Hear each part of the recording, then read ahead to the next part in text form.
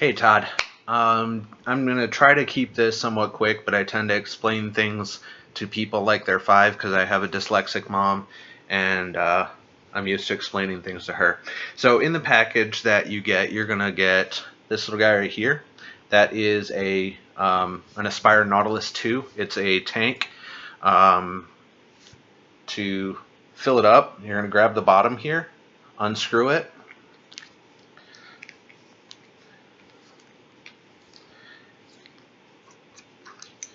and then the coil actually got stuck in the chimney.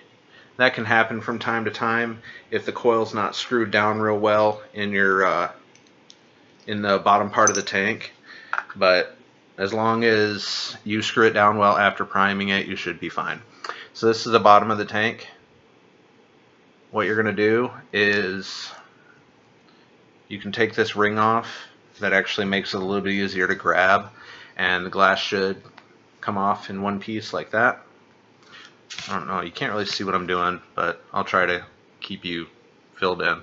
The coil itself, you're going to want to prime this first, and what priming means is you're going to take whichever liquid you're planning on using, and if you look, there are those tiny little holes right in there, those tiny little white dots. Those are cotton. So you're going to want to put just an itty bitty little drop on those 4 dots around the outside, and then you're going to want to shoot some right down in the center there and make sure that's good and saturated. You just basically want to make sure that it's good and saturated before you fire it, because you can burn the cotton, and once you burn the cotton, that's it, it's done. So anyway, after it's primed, screw it into the bottom of the tank. Screw it in nice and tight, and then if this ring popped off, you can just pop it back on.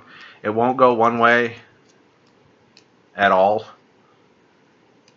and then the other way it will snap into place. So basically, if it's not going at all, you probably are holding it upside down. But anyway, that's just your airflow selector, so you can close off or keep open as many air holes as you want. I usually run with 2 open, just like that, and that feels a lot like a cigarette to me. So anyway, once you've got your coil primed and you've got it screwed in nice and tight into the base, slip your glass section on like that, and then go ahead and fill it up with e-liquid. And you want to fill to about there, not completely full, because it does have to have some room for the cap to screw back down. But anyway, screw the cap back down, make sure that is nice and tight, and you shouldn't see like any silver in between the 2 pieces, like here and here. So when it's screwed down nice and tight, and then you may have like adjusted your airflow when you're screwing it down, so kind of just double check that again, make sure it's open the way that you want it, and then attach this little drip tip or mouthpiece onto the top of the tank, and then you should be able to hook it up to your device and vape away. The coil, I want to say, is right around 1 ohm, so really you're not going to need much over like probably 14, 15, 16 watts, somewhere in that area. When you're vaping mouth to lung the way that we do, you don't need a lot of watts. I've never even used like anything over like 18 watts. I've never gone above that. All of the mods that you see nowadays, they go anywhere from like 100 to 200, 250, 280, and it's completely and utterly unnecessary. It's for making huge clouds, and I don't know, it's a dick measuring contest. Anyway, on to the next bit. This tiny little thing is a dripper, and although it looks like a mouthpiece, I assure you it is not. There's the mouthpiece connected to it. I'm just sending you the one mouthpiece, and you can switch it back and forth. But anyway, let me grab a mod for this guy so I can kind of actually, I'm gonna have to pause this and go grab one. Hang on a second. Okay, so I have a mod now so that I can show you how this little fella is going to work. So you're going to screw it into the 510 connection on your mod. You don't have to have anything crazy specific. You just won't need a lot of wattage when it comes to this. Essentially, the green cap comes off, and you'll see a couple little posts with a tiny little metal coil on there. And that coil is right at 1.3 ohms on reading on my device. So when I hit it at 15.4 watts, it'll glow red hot. Okay, so that's at 15.4. I don't even know why it's set for that right now. I usually vape evenly, like 15 watts, but maybe I hit the button or something. So what you're going to do is you're going to take a sheet of cotton here, which I'm going to send you some, and you're going to cut a narrow strip, probably about, I don't know, 10 millimeters wide, 8 millimeters wide, something like that. And go ahead and cut that all the way up. And then cut it in half right in the center. That little nub right there is still going to be more cotton than you need. If you kind of pinch at it a little bit, you'll see that there's like layers, and the two outside layers are like a thick batting, while the inside is really soft and fluffy. So basically just pull that batting away on both sides. It usually comes off pretty easy. And then take the little nub that's left and roll as fine a point as you can make. Trim it if you have to. But anyway, make a nice fine point. And then all you're going to do, make sure this is on camera, is thread that point through your coil, like that. And then you can kind of pull it along a little bit. And basically from there, all I'm doing is I'm going to trim this down some more, because like I said, you really don't need much cotton. So I've just got like a little puff of cotton in there. And then you can kind of like even that out and tuck it back a little bit, whatever. Because the idea is that the cotton has to fit inside that green cap, right? So a lot of times what I'll do is bring one end all the way in like that, and then with this remaining bit I'll kind of tuck it around the posts, something along those lines. And it doesn't want to stay put, but once you put some juice on it, it's really easy to kind of mold that cotton around. So from here I'm just going to completely saturate my cotton with whichever juice I'm looking to try.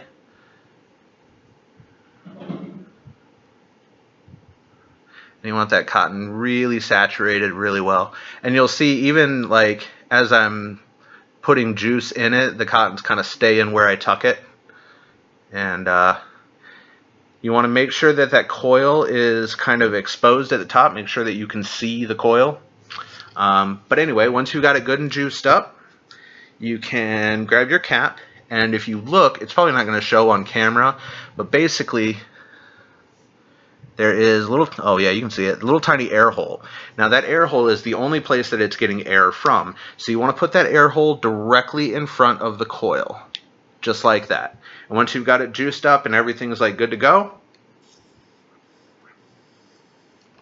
take a hit, just like you would a cigarette.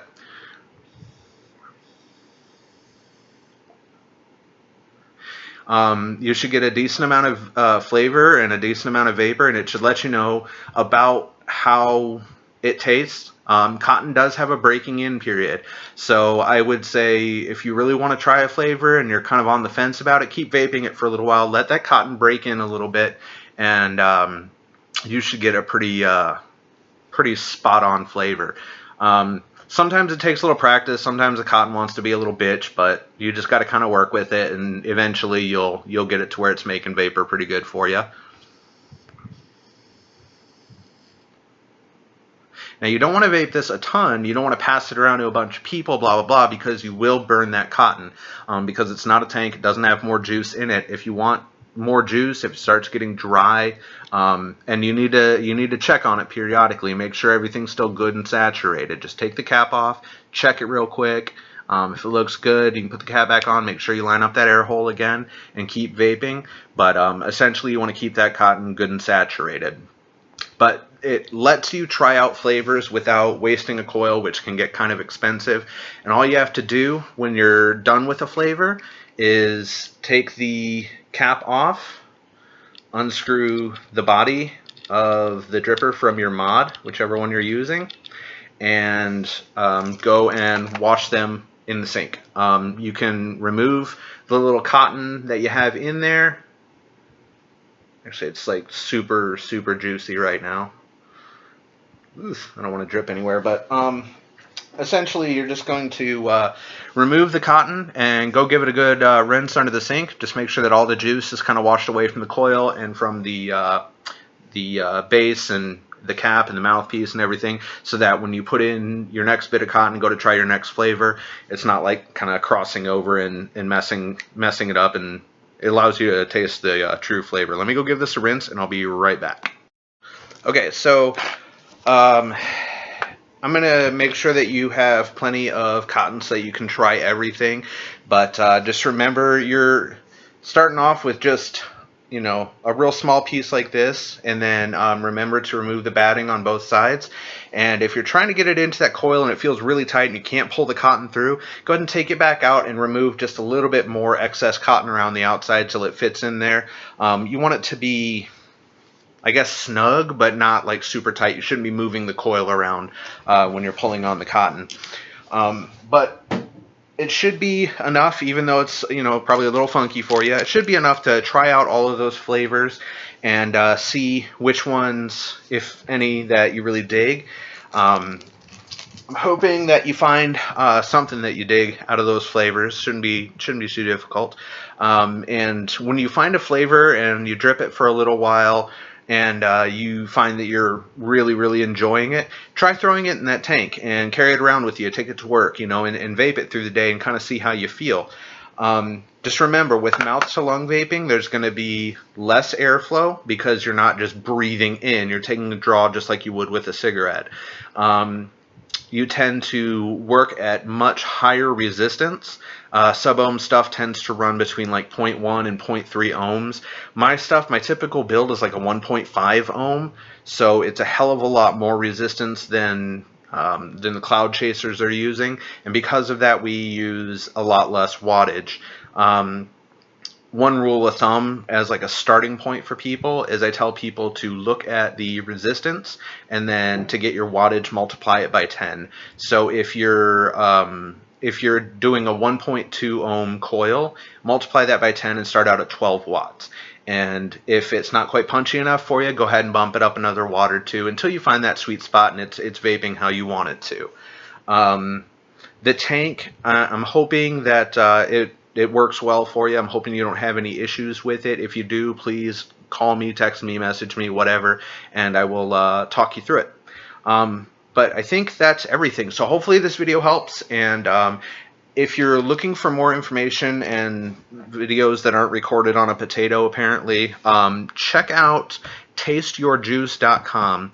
And yeah, it's as pornographic as it sounds. It's a vaping website by this guy named Phil Basardo, and he's been a vapor for many years now, and he's a vaping advocate, and he is a mouth-to-lung vapor and a reviewer, a video reviewer on YouTube that hasn't given in and hasn't gone to lung inhaling and doing all the cloud chasing and all that stuff. He reviews a lot of different products, some of which are for cloud chasers, but he really focuses heavily on mouth-to-lung vapors and people who are trying to quit smoking. So on his website there is a ton of useful information, links, and stuff that he recommends as far as like tanks and mods and all that fun jazz goes. But yeah, check his website, tasteyourjuice.com, and hopefully you'll find some interesting stuff there. But I think that's everything. So until I talk to you again, I guess, happy vaping, and if you need anything, you let me know.